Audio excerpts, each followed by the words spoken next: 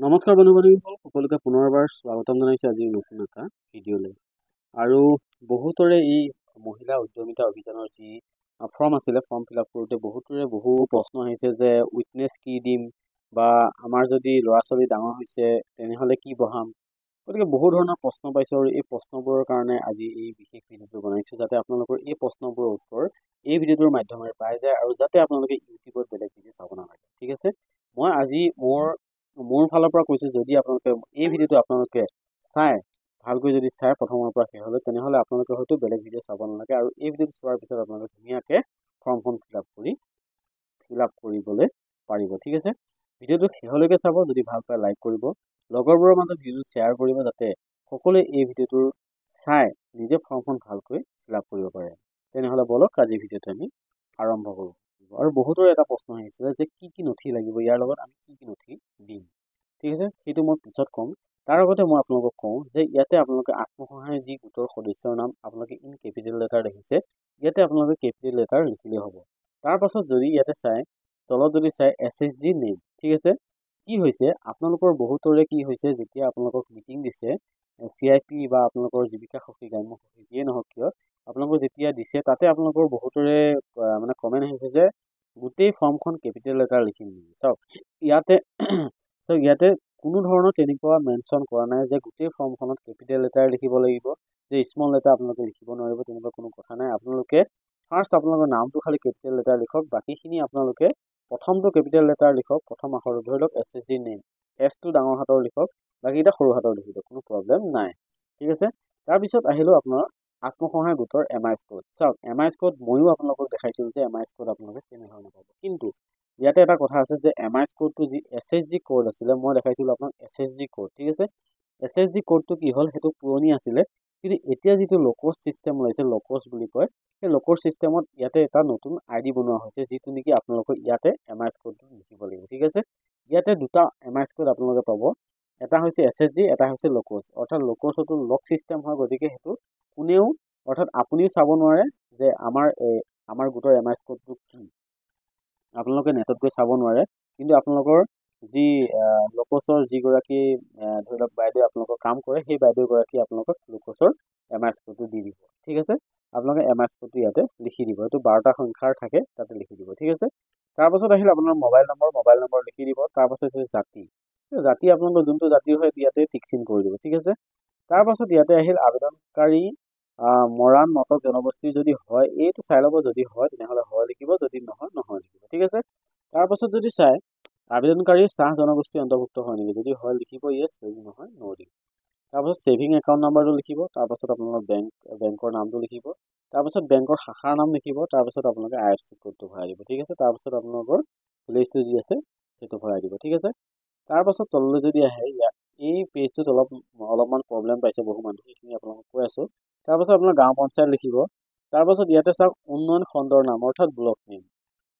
চাওক ইয়াতে ব্লক কি কৰিছে, এতিয়া বহুকেইটা ব্লকত কি কৰিছে, মাৰ্জ কৰি দিছে, অৰ্থাৎ এটা ব্লকৰ লগত ইটো আনটো ব্লক কি কৰিছে, সংলগ্ন কৰিছে। গতিকে আপোনালোকে নতুনকৈ চাই ল'ব যে আপোনালোকৰ এই ব্লকটো আপোনালোকে একচুৱেল এই আগৰটো ব্লকটোৱে আছে নে নতুনকৈ ইয়াতে সংলগ্ন কৰিছে বেলেগ ব্লক। ঠিক আছে, গতিকে চাই ল'ব, যাতে কিছুমানৰ মানে তেনেকুৱা হৈছে যে দুটা ব্লক একেলগ কৰিছে, গতিকে সেইটো আপোনালোকে ভালদৰে চাই ল'ব। ঠিক আছে, তাৰপাছত আহিল জিলাৰ নাম, আপোনালোকৰ ডিষ্ট্ৰিক্টৰ নাম লিখি দিব। তাৰপাছত ইয়াত চাওক LAC, যিটো আপোনালোকৰ বিধানসভা সমষ্টি, আৰু সমষ্টি বহুত জেগাত কি কৰিছে, সমষ্টিবিলাক সলাই দিয়া হৈছে, গতিকে সেইটো আপোনালোকে ভালদৰে এবাৰ চেক কৰি ল'ব। আপোনালোকৰ যি ভোটাৰ পৰ্টেল আছে তাতে গৈ আপোনালোকে CTS নাম্বাৰ, আপোনালোকৰ এপিক ইনফৰমেশ্যনত গৈ আপোনালোকে এইটো আপোনালোকৰ যিটো ভোটাৰ ID তাত মাৰি চালে আপোনালোকৰ যিটো LAC নাম্বাৰ আপোনালোকে পাই যাব, তাৰ পৰা আপোনালোকে ইয়াতে চাই কিনে লিখি দিব। ঠিক আছে, তাৰপাছত আহিল আপোনালোকৰ এপিক নাম্বাৰ, অৰ্থাৎ আপোনালোকৰ ভোটাৰ ID নাম্বাৰটো ভৰাই দিব। তাৰপাছত পুলিং ষ্টেচন নেম। ঠিক আছে, যেতিয়া আপোনালোকে এতিয়া হয়তো আপোনালোকে গম পাইছে বহুত জেগাত কি কৰিছে, মানে এইটো সমষ্টিৰ নাম চেঞ্জ কৰিছে। সমষ্টিৰ যেতিয়া চেঞ্জ কৰি দিব, ইয়াতে আপোনাৰ পলিং ষ্টেচন নামটো কি হৈছে, চেঞ্জ হৈছে। চেঞ্জ মানে আপোনাৰ স্কুলটো বা যোনখন স্কুলত দিছে সেই স্কুলখনতে থাকিব, কিন্তু ইয়াতে কিছুমান বস্তু এড হৈছে, যিবিলাক বস্তু নেকি আপোনালোকে ভালদৰে চাই কিনে ইয়াতে লিখিব। ঠিক আছে, এইটো ভুল নকৰিব। আৰু পুলিং ষ্টেচন নং যিটো দেখিছে ঘৰত, অৰ্থাৎ ভোট গ্ৰহণ কেন্দ্ৰৰ নং, সেইটো চেঞ্জ হৈছে, আপোনালোকে ভালদৰে 2024 চনৰ লিষ্টটো আপোনালোকে ডাউনলোড কৰি ইয়াতে চাই ল'ব। মই 24 চনৰ লিষ্টটো মই আপোনালোকক বেলেগ এটা কালিলৈ মই এটা ভিডিঅ' বনাই দিম, যাতে আপোনালোকৰ নতুন পলিং ষ্টেচনৰ নাম্বাৰবিলাক আপোনালোকে কেনেধৰণে চাব পাৰে। সেই লিষ্টটো এতিয়ালৈ কোনেও পোৱা নাই, মই লিষ্টটো আপোনালোকক দেখাম। সেই লিষ্টটো আপোনালোকে পলিং ষ্টেচনৰ নম্বৰটো তাতে চাই ল'ব পাৰিব, ধুনীয়াকৈ লিখি দিব, ঠিক আছে। তাৰপাছত আহিলে সন্তানৰ সংখ্যা, ঠিক আছে। ইয়াতে এইখিনিৰ পৰা অলপ পাজুল লাগি আছে বহুত মানুহৰ, 17 নম্বৰ, 18 নম্বৰ, 19 নম্বৰ এইকেইটা সন্তানৰ সংখ্যা, ঠিক আছে। সন্তানৰ কিছুমানে কি কৰিছে, এতিয়া ধৰি লওক কিছুমানৰ 5টা সন্তান, কিন্তু কি কৰিছে তেখেতলোকে সন্তানৰ সংখ্যা কমাই দিব বিচাৰিছে, কাৰণ তেখেতৰ পইচাটো নাপাব। চাওক ইয়াতে কি হৈছে, ধৰি লওক আপুনি যদি 5টা যদি আপোনাৰ সন্তান আছে, তেনেহ'লে আপোনালোকে ইয়াতে ভুলকৈ নিলিখিব, ইয়াতে ফল্চ নকৰিব, আপোনালোকৰ যিটো শুদ্ধ হয় ইয়াতে সেইটোৱে লিখিব। কাৰণ আপোনালোকৰ যদি ভেৰিফিকেশ্যন কৰে তেনেহ'লে আপোনালোকে গোটেইখিনি ইয়াতে আপুনি ধৰাত পৰি যাব, আৰু তেতিয়াও আপোনাৰ কি হ'ব, আপুনি এই স্কিমটোৰ পৰা বঞ্চিত হ'ব। গতিকে আপোনাৰ যিটো হয় সেইটোৱে লিখি দিব, ঠিক আছে। তাৰপাছত ইয়াতে চাওক 18 নম্বৰ, বিদ্যালয়লৈ যোৱা 3 পৰা 14 বছৰ বয়সৰ কন্যা সন্তানৰ সংখ্যা, ঠিক আছে, যদি প্ৰযোজ্য হয়। এতিয়া চাওক 3 বছৰৰ পৰা 14 বছৰ সীমা দিছে। চাওক আপোনাৰ যদি ছোৱালী আছে, ধৰি লওক কন্যা সন্তানে আছে, কিন্তু আপোনাৰ কি হৈছে 2 বছৰ হৈছে, ঠিক আছে, আপুনি ইয়াত লিখিব নে নাই। চাওক ইয়াতে আপুনি তেতিয়া 0 লিখিব, ঠিক আছে, কাৰণ আপোনাৰ কি হৈছে বিদ্যালয়লৈ যোৱা কন্যা সন্তান নাই, ঠিক আছে। আপুনি কি কৰিব 0 দিব, ঠিক আছে। ধৰি লওক 14 বছৰৰ পৰা ওপৰত কন্যা সন্তান আছে, তেনেহ'লে আপোনালোকে কি লিখিব, ইয়াতে আপোনালোকে 0 লিখি দিব, ঠিক আছে। তাৰপাছত আহিলোঁ বিদ্যালয়ত কন্যা সন্তানৰ নামভৰ্তি কৰোৱা হৈছে নে নাই।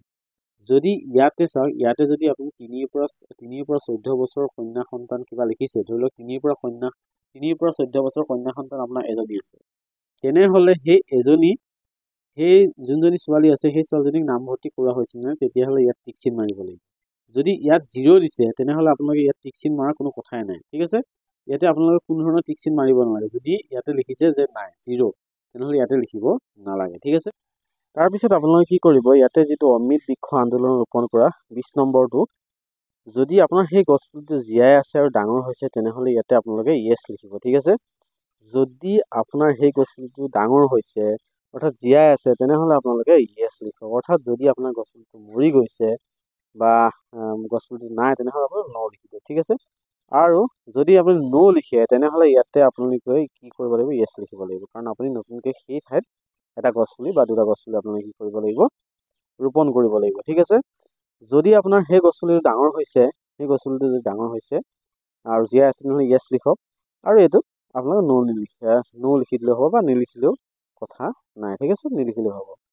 তাৰ তলত যদি চায়, তেনেহ'লে ইয়াতে চাওক 2021 চনৰ আগতে যদি আপোনালোকৰ মাইক্ৰ' ফাইনেন্সৰ বাহিৰে কোনো বিত্তীয় প্ৰতিষ্ঠান বা এনেকুৱা গ্ৰাম্য সংগঠন বা তেনেকুৱা মণ্ডল পৰ্যায়ৰ সংগঠনৰ পৰা যদি আপোনাৰ লোন লৈছে আৰু সেই লোন যদি পৰিশোধ কৰা নাই, তেনেহ'লে য়েছ কৰক। আৰু যদি পৰিশোধ কৰিছে বা লোন আপোনালোকে লোৱা নাই, তেনেহ'লে ন কৰক, ঠিক আছে। তাৰপিছত আহিব 22 নম্বৰ, পুঁজিৰ দ্বাৰা গ্ৰহণ কৰিবলগীয়া অৰ্থনৈতিক কাৰ্যকলাপ, অৰ্থাৎ আপুনি কিহৰ ওপৰত বনাই বিজনেছ প্লেনটো, সেইটো আপোনালোকে ইয়াতে লিখি দিব। যিটো ফাৰ্ম কৰে, আৰু যদি ছাগলী ফাৰ্ম যদি গটাই লিখিব, যদি পিগ ফাৰ্ম পিগাই লিখিব, এনেকৈ ইয়াতে লিখি দিব, ঠিক আছে। তাৰপিছত চাওক ডিক্লেৰেশ্যনত কি লিখিব লাগিব, ইয়াতে আপোনালোকৰ অসমীয়াত আছে আৰু এটা ইংলিছত আছে।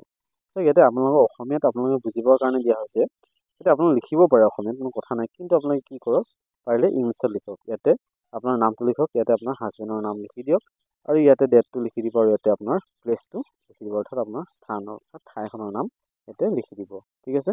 এতিয়া আবেদনকাৰী স্বাক্ষৰ আপোনালোকৰ ইয়াতে চহীটো মাৰিব লাগিব, ঠিক আছে। তাৰ তললৈ স্ক্ৰল ডাউন কৰক, ইয়াতে সংকল্প পত্ৰ 1 ত বহুতৰে প্ৰশ্ন কিছুমান থাকে, আৰু ইয়াতে কিছুমান খেলি মেলি পাইছোঁ সংকল্প পত্ৰ 2, ঠিক আছে। ইয়াতে এটা বস্তু বহুতৰ প্ৰব্লেম হৈ আছে, ইয়াতে ছিগনেচাৰ অফ দ্য উইটনেছ, এইটো আপোনালোকে ঘৰৰ যদি কাৰোবাৰ যদি উইটনেছ অৰ্থাৎ সাক্ষী হিচাপে দিয়ে, তেনেহ'লে আপোনালোকে 100% কি কৰিব, পইচা আপোনালোকে নাপাব, এনেধৰণে জনাইছে। আপোনালোকে কি কৰিব, ইয়াতে কালি এটা টকশ্বত কোৱাৰ মতে কি কৰিছে, ইয়াতে যিটো উইটনেছ হৈছে, উইটনেছটো আপোনালোকৰ যদি সদস্য হয়, তেনেহ'লে সদস্যবিলাকে কি কৰিব লাগিব, আপোনালোকৰ গোটৰ প্ৰেচিডেণ্ট আৰু ছেক্ৰেটৰী স্বাক্ষৰ ল'লে হ'ব উইটনেছত, ঠিক আছে। আৰু যদি সেই প্ৰেচিডেণ্ট আপোনালোকৰ গোটৰ প্ৰেচিডেণ্ট আৰু ছেক্ৰেটৰী হয়, তেনেহ'লে তেখেতলোকে ল'ব লাগিব ভিঅ' ছেক্ৰেটৰী বা ভিঅ' প্ৰেচিডেণ্টৰ পৰা। আৰু ভিঅ' আৰু প্ৰেচিডেণ্টৰ ফৰ্মত যদি উইটনেছ লয়, তেনেহ'লে তেখেতলোকে ল'ব লাগিব ব্লক কৰ্ডিনেটৰৰ পৰা, ঠিক আছে। ব্লক কৰ্ডিনেটৰৰ পৰা তেখেতলোকে কি কৰিব লাগিব, এই সাক্ষী স্বাক্ষৰটো তেখেতলোকে ল'ব লাগিব। ঠিক আছে, তাৰপিছত আহিলে আপোনাৰ ফটো। ঠিক আছে, আপোনালোকে বহুতৰে গম পায় ফটো আপোনালোকক দুকপিকৈ আগতে দিছিলে, সেই দুকপি ফটো এতিয়া আপোনালোকে কিছুমানে কৈছে বহি উঠিব লাগিব, কিছুমানে কৈছে থিয় হৈ উঠিব লাগিব। তেনেকুৱা কোনো কথা নাই। যদি আপোনালোকৰ পুলিটো ডাঙৰ হৈছে তেনেহ'লে আপোনালোকে উঠি কেনে ফটো দিয়ক, আৰু যদি আপোনালোক সৰু হৈ আছে তেনেহ'লে আপোনালোকে বহি কেনে ফটো দিয়ক, কোনো প্ৰব্লেম নাই। আৰু এই মই ভিডিঅ'টো প্ৰথমতে কৈছিলোঁ যে এই ফৰ্মখনৰ লগত আপোনালোকে কি কি নথি দিব লাগিব। ঠিক আছে, ভালকৈ আপোনালোকে শুনি লওক। ইয়াতে আপোনালোকৰ লাগিব আধাৰ কাৰ্ড। ঠিক আছে, আধাৰ কাৰ্ডৰ কপি এটা লাগিব। আধাৰ কাৰ্ডৰ কপিৰ তলত আপোনালোকে ছিগনেচাৰ কৰি দিব লাগিব। আধাৰ কাৰ্ডৰ কপি দিব, আপোনাৰ বেংক পাছবুকৰ কপি এটা, তাৰপাছত আপোনালোকৰ যিটো ভোটাৰ আই ডি কপি লাগিব বুলি কৈ আছে, আপোনালোকে ৰেডি কৰি থওক, আৰু তলত কি কৰিব, এটা ছিগনেচাৰ কৰি থৈ দিব। ঠিক আছে, গোটেইকেইখন এটা ছিগনেচাৰ কৰি থৈ দিব। তাৰপাছত এটা পাছপোৰ্ট ফটো আৰু অমৃত বিষৰ ফটো দুটা। ঠিক আছে, এইখিনি ডকুমেণ্ট আপোনালোকৰ লাগিব, তাৰ বাহিৰে একো ডকুমেণ্ট নালাগে। আৰু আপোনালোকক আজি এইখিনি জনালোঁ, আৰু নেক্সট ভিডিঅ'ত মই আপোনালোকক জনাই আছোঁ যে আপোনালোকৰ যিটো পলিং ষ্টেচন নং আৰু নাম চেঞ্জ হৈছে, সেই লিষ্টটো আপোনালোকে কেনেধৰণে ডাউনলোড কৰিব, ক'ত পাব, গোটেইখিনি জনাম। ঠিক আছে, আৰু আজিৰ ভিডিঅ'টো যদি চাই ভাল পাইছে সকলোৰে মাজত ভিডিঅ'টো শ্বেয়াৰ কৰিব, যাতে সকলোৱে এই কথাখিনি গম পায় আৰু সকলোৱে নিজৰ ঘৰত থাকি এই কামখিনি কৰিব পাৰে।